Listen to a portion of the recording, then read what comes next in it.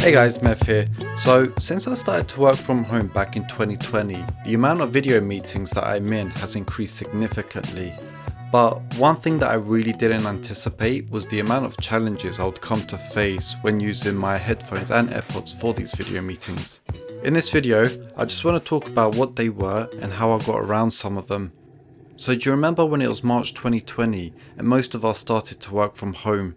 Well, I remember the next day seeing a few new meetings on my calendar, but for the first time, these meetings were video meetings instead of the in-person ones I was used to.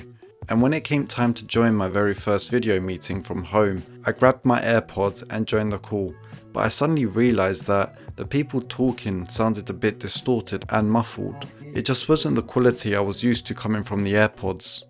Turns out the reason why this was happening wasn't to do with the AirPods specifically, it's more to do with how Bluetooth works in general. Essentially, I was finding that if I used my AirPods solely as headphones and disabled its microphone, I could hear my colleagues in much better quality. On the other hand, if I only used the microphone on the AirPods, my colleagues could hear me in better quality. But when I used the AirPods as both headphones and microphone simultaneously, the overall quality of the audio was dramatically reduced. After a month of working from home, I realised that I may not be returning back to the office anytime soon, and with that in mind, I decided to purchase a Corsair headset from Amazon, as I knew a wired headset would not have the issues I was having with Bluetooth. I thought, that's it, this should sort me out for my video meetings. And when it came a couple of days later, I immediately realised that this headset was intended for something else, and that's gaming.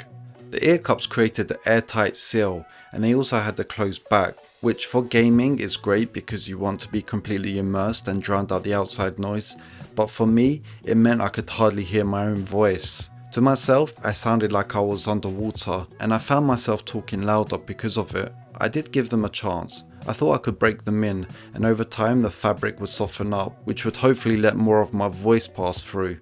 But eventually I couldn't bear it anymore, because they felt slightly tight on my head too, which made them uncomfortable to wear over a long period of time.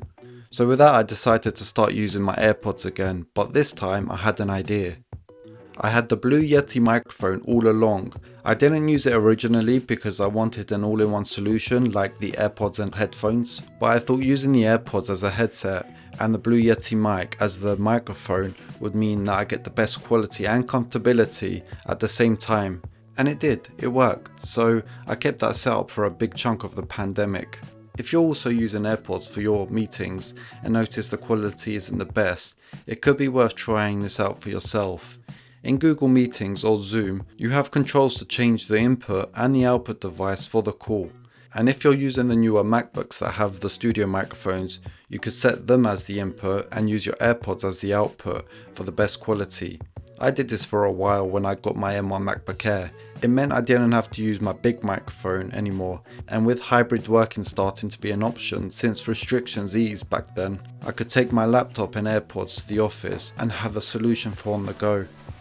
Soon after returning back to the office, we all got given the SteelSeries headset, which reminded me of my Corsair headset. But to my surprise, honestly, they weren't as bad. I could hear myself a bit better with them on, and I think I've just become slightly more used to them by now. Also, after 1 year passing, they eventually did break in more, and now feel looser and more comfortable to wear. Wired headphones are great because you get that all-in-one solution. The microphone is close to your mouth, which means if you're typing during a call, colleagues won't hear your key taps, and you don't have to worry about fiddling around with the different inputs and output settings. I honestly now use them 50% of the time. For the other 50%, I've started to use my all-new AirPod Pro Gen 2s.